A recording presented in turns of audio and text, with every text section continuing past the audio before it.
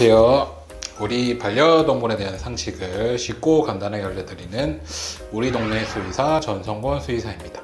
네, 이제 날씨가 이제 따뜻해져서 이제 여름이 성큼 다가오고 있는 걸 느끼는데요. 보통 이제 저희가 보호자님들과 진료를 봤을 때 이제 여름이 다가올수록 많이 하는 질문들이 있습니다. 혹시 우리 아이 과일 먹여도 될까요? 이런 질문들을 많이 하시는데 오늘은 이제 여름철이 됐으니까 이 부분에 대해서 한번 다뤄보도록 하겠습니다. 일단 결론은 되는 것도 있고 안 되는 것도 있습니다. 그래서 보호자님께서 알고 계시다시피 여러 가지 종류가 있을 건데 일단 저희가 종류에 대해서는 제가 조금 이따 설명을 드릴 건데 일단 전반적으로 과일을 급여할 때 어떤 걸 중요하게 봐야 되고 어떤 사항을 주의를 해야 되는지 설명을 드리도록 하겠습니다. 첫 번째로는 이제 우리 애기들이 과일을 먹을 때 너무 크게 주시면 안 돼요.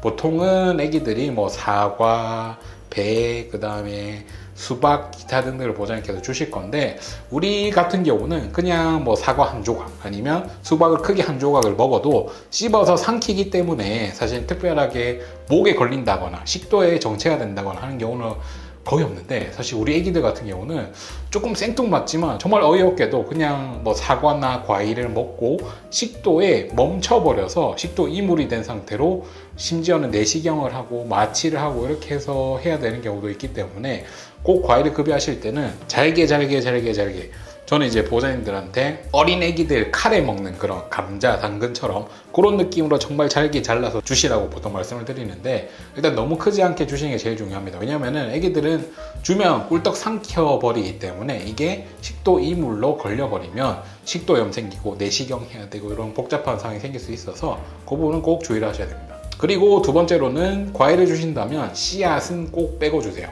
씨앗 같은 경우는 저희들도 마찬가지로 참외의 씨앗을 제거하지 않고 먹으면 배탈이 나는 부분들도 있고 수박 같은 경우도 마찬가지로 이런 부분들이 문제를 일으키는 경우도 있기 때문에 특히 우리 아이들한테 과일을 급여할 때는 씨앗을 꼭 제거를 하고 주셔야 됩니다.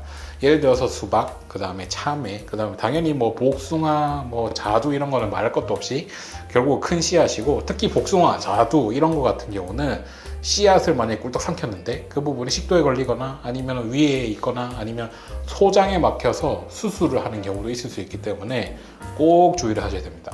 그리고 세 번째로는 저희가 과일을 주시는 거는 좋으나 소량만 주세요. 과일 같은 경우도 과당이라고 하는 것이 많기 때문에 혹시나 조금 비만한 애기라든가 아니면은 당뇨 관리를 받고 있는 애기들은 제한이 될 수 있습니다. 특히 비만하거나 당뇨 관리를 받거나 콩팥 질환인 애기들은 과일에 있는 칼륨이라고 하는 게 과다 섭식이 될 수 있기 때문에 그런 애기들 사실 웬만하면 피하는 게 좋고 나머지 애기들도 먹더라도 사람처럼 이렇게 많이 먹는 게 아니라 소량만 급여를 해주시는 게 가장 좋아요. 그래서 보통은 이제 먹는 칼로리에 적어도 5% 내로 제한을 해주시고 물론 수분이 많은 과일 같은 경우는 칼로리가 그렇게 높진 않겠지만 많이 먹으면 배탈이 날 수 있기 때문에 그 부분은 꼭 주의를 해주시는 게 좋습니다. 그리고 네 번째로는 종류를 꼭 가려주세요. 보통 가장 먹으면 안 되는 과일 하면 그냥 맨 처음 딱 나오는 게 포도입니다. 이게 신부전에 관련이 되기 때문에 포도는 당연히 먹이면 안 되고 그리고 두 번째로는 체리에도 여러 가지 성분이 있기 때문에 먹이면 안 된다는 그런 이야기도 정말 많습니다.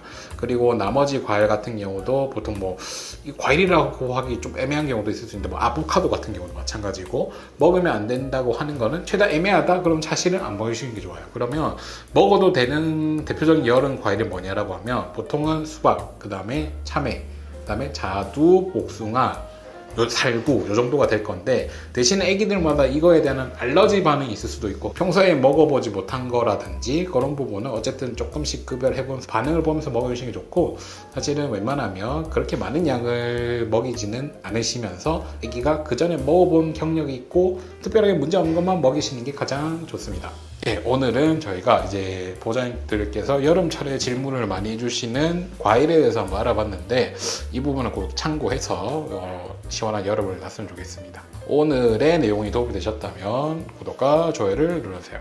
감사합니다.